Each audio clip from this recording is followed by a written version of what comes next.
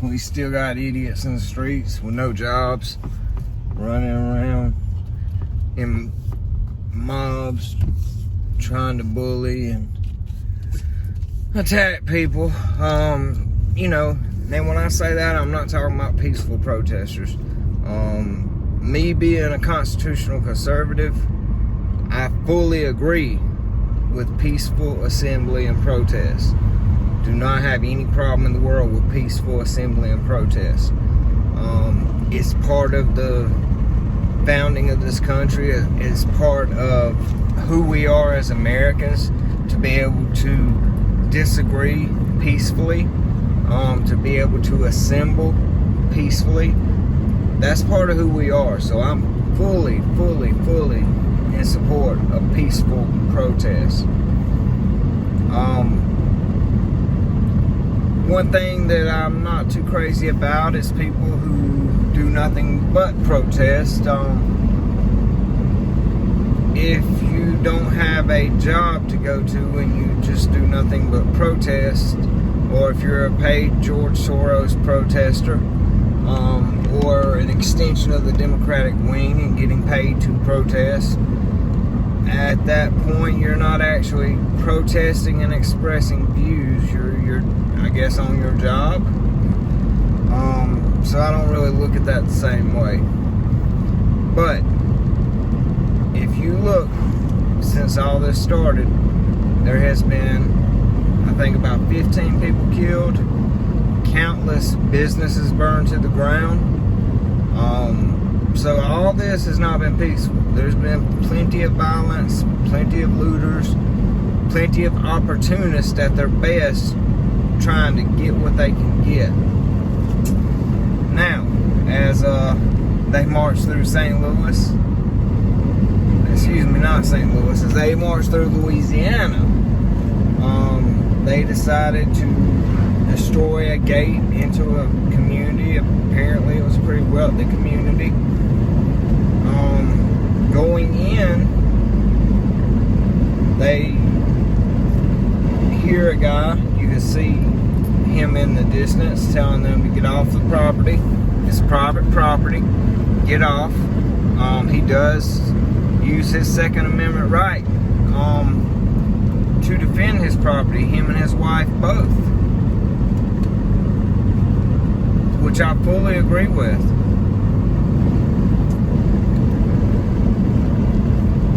There was no violence.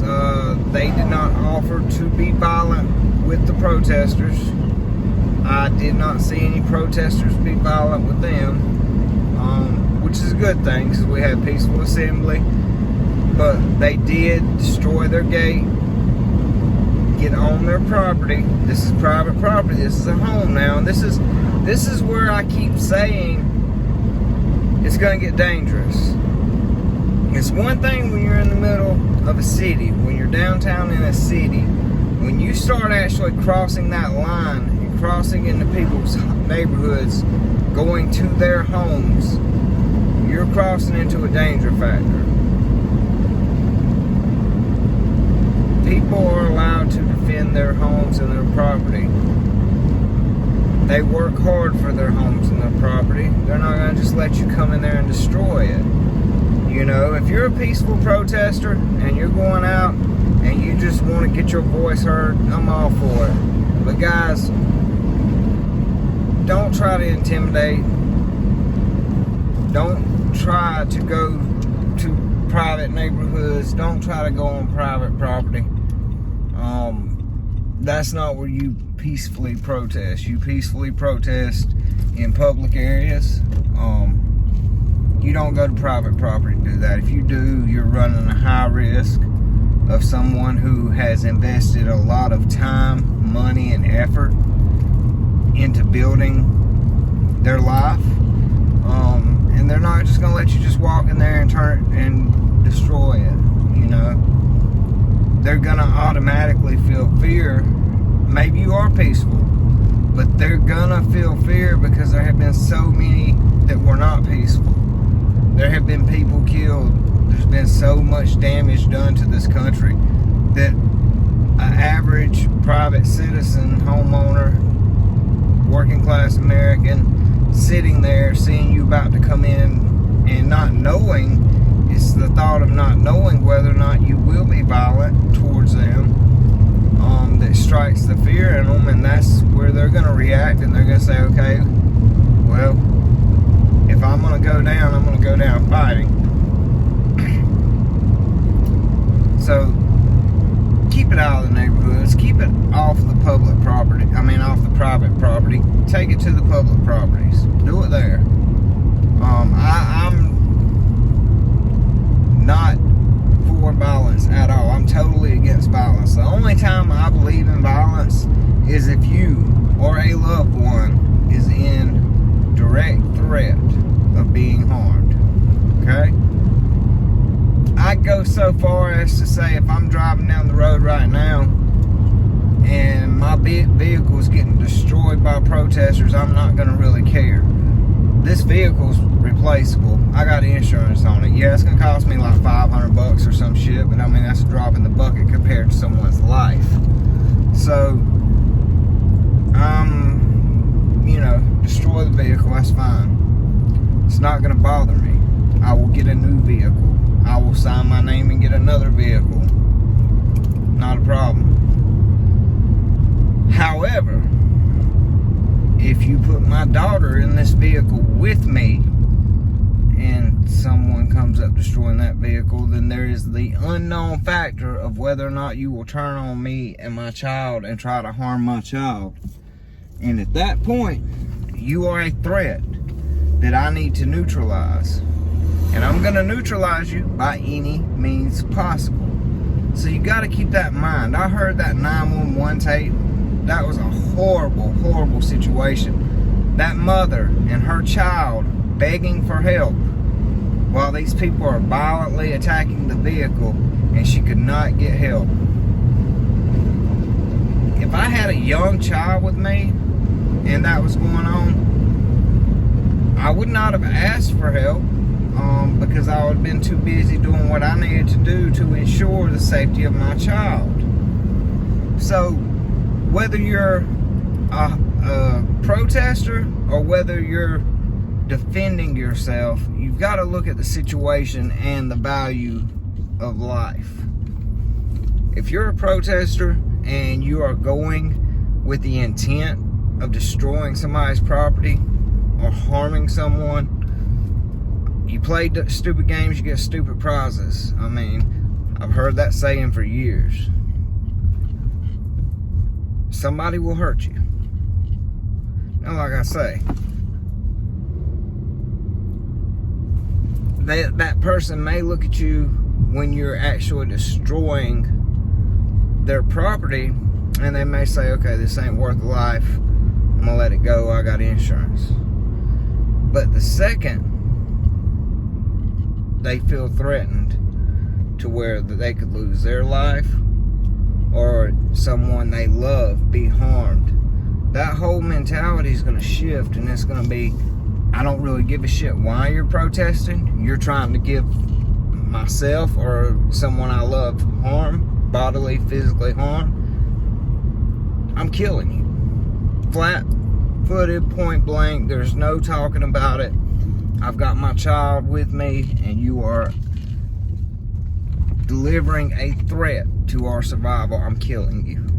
I'm killing you and anyone else that jumps in the way that I perceive as a viable threat.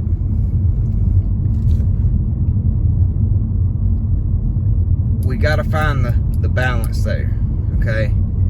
We got to have peaceful assembly, peaceful protest, where you're not attacking innocent Americans who have not done anything.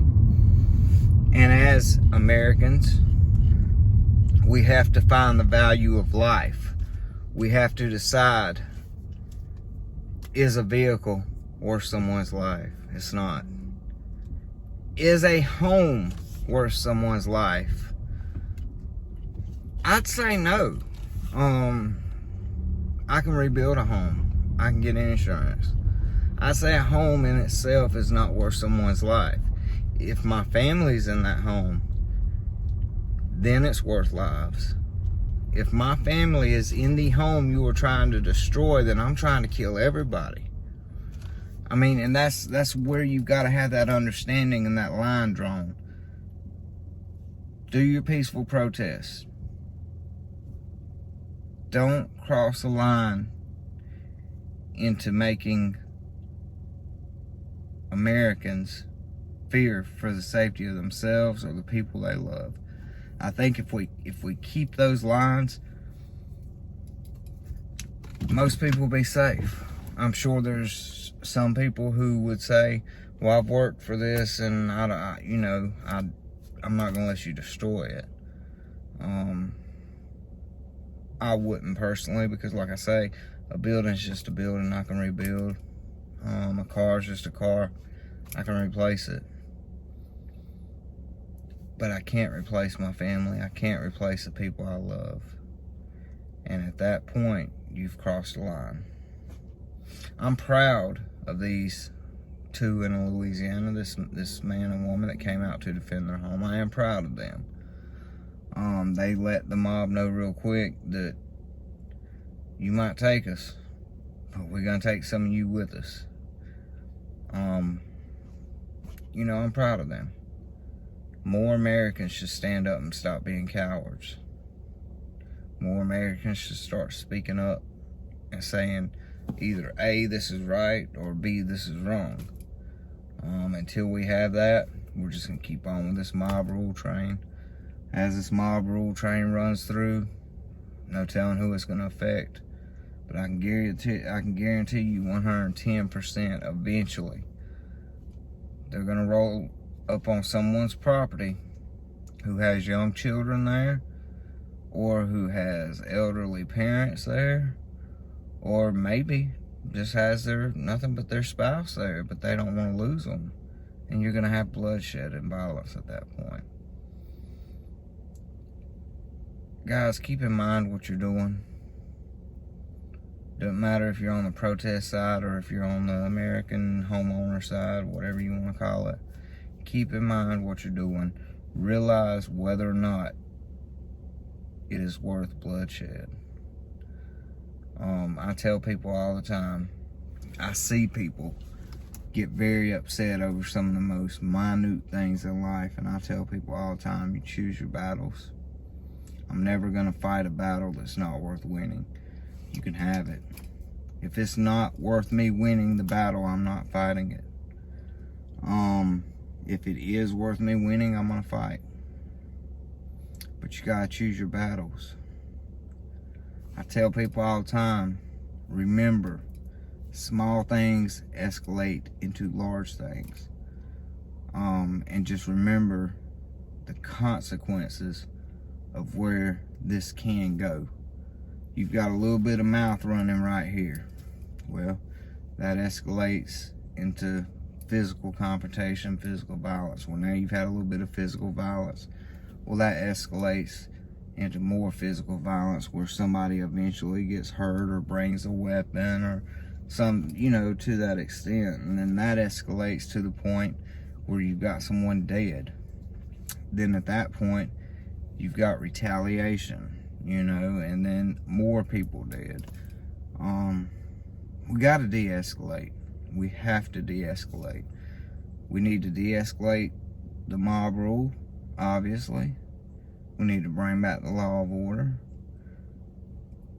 We've got to get some sort of semblance where working class Americans feel that they have a say in things and do not feel threatened because we don't get any help when we call the police. We don't feel threatened because we feel like our institutions are being torn down. We feel like our Constitution's being torn up. We feel like there's Supreme Court justices who are cowards, pieces of shit. We feel like our senators are 30-year politicians that are pieces of shit. We've got to get in there. We got to organize a voice. We got to organize a voice. We got to vote, and we got to change it. We can't change it from the outside with it just running through our heads. We got to speak up and get out there to change it. Anyways, I am proud of these folks. And I will throw a few clips in there of the peaceful protests that have been going on, because they're not all peaceful, folks. Let's just say it like it is.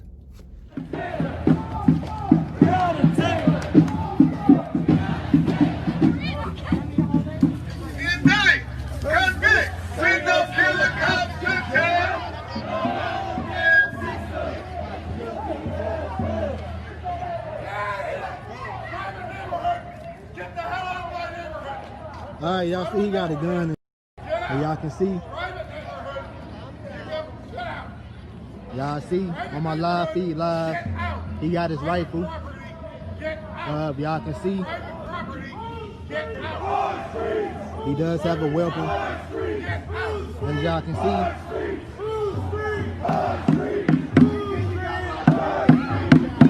this individual does have a rifle.